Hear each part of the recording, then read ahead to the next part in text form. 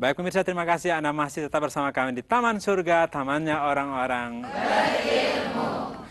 Bagaimanapun, setiap musibah yang kita alami saat ini, kita harus hadapi dan menarik pelajaran darinya. Dan yang terpenting adalah memantapkan sikap kita.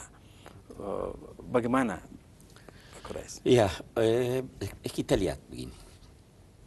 Setiap ada sesuatu yang tidak menyenangkan, jangan pernah persalahkan Allah.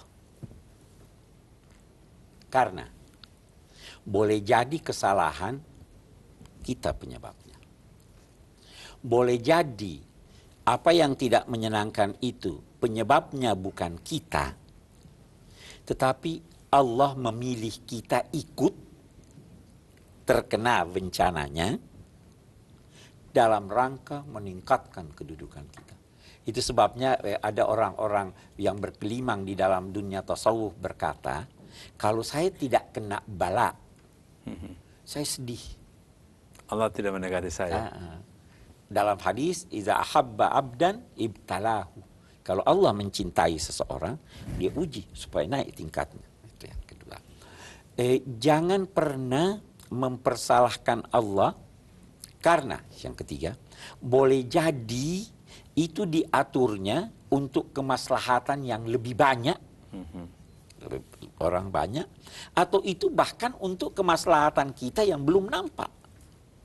Belum kita ketahui. Belum kita ketahui. Belum Karena itu ada seorang pernah berkata begini, alangkah banyaknya hari-hari di mana aku mencucurkan air mata, tetapi setelah berlalu, aku menangis lagi. Mengapa dulu aku menangis? Tahu maksudnya apa? Waktu dia dulu menangis itu dia sedih. Kenapa begini, begini, begini? Setelah sekian lama, dia bilang, itu baik kan? Dia menangis lagi. Kenapa dulu dia menangis? Mestinya dia ketawa dulu. Karena dia tidak tahu. Wa asa an tuhibbu syai'an wa huwa syarrul lakum. Boleh jadi kamu senang pada sesuatu padahal dia buruk. Boleh jadi juga kamu tidak senang padahal dia baik. Jadi sikap kita yang pertama, jangan pernah mempersalahkan Allah Subhanahu wa Ta'ala. Sikap yang kedua, jangan mempersalahkan siapapun kalau Anda tidak yakin bahwa dia penyebabnya. Nah, termasuk ini, tangan dingin, tangan panas ini. Yang ketiga, pelajaran yang kita perlu cari, lakukanlah introspeksi. Carilah apa kira kita sebabnya. Kalau kita penyebabnya, maka kita bertobat, kita menghindari, jangan sampai terulang lagi. Kalau yang lain, maka kita serahkan kepada Allah Subhanahu wa Ta'ala. Saya kira itu seharusnya ya. Koreksi bagi kebanyakan kita, seringkali kita berhenti pada peristiwa fisiknya, Pak Quraisy. Melihat dahsyatnya kejadian alam itu, atau tadi anak-anak yang kekurangan gizi, harusnya kalau dalam konteks sosial semacam tadi kan ada gerakan-gerakan moral. Gimana Pak Quraisy? Bagaimana kalau memang kita anggap itu karena kesalahan atau karena kekurangan, maka kita sebagai umat manusia, satu kesatuan, harus berusaha menanggulangi itu. Harus berusaha memberi penjelasan, harus berusaha memberi bantuan, supaya tidak terjadi lagi hal yang semacam itu, karena apa yang terjadi itu bagian dari kita. Dia kan manusia juga. Baik, subhanallah.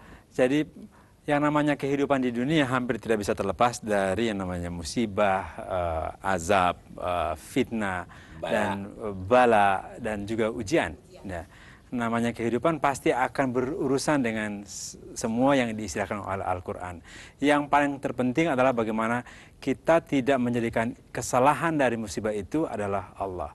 Dan yang utama lagi adalah menarik semua pelajaran itu untuk kita melakukan introspeksi demi perbaikan alam semesta dan kehidupan umat manusia pada keseluruhannya. Terima kasih Ibu Pak Quraisy, terima kasih banyak. Muksin, terima kasih. Sama-sama. Terima kasih saya juga untuk kawan-kawan saya di Yayasan Lentera Hati dan juga PSQ Pusat Studi Quran. Saya Wisnu Prayoda. Wassalamualaikum warahmatullahi wabarakatuh.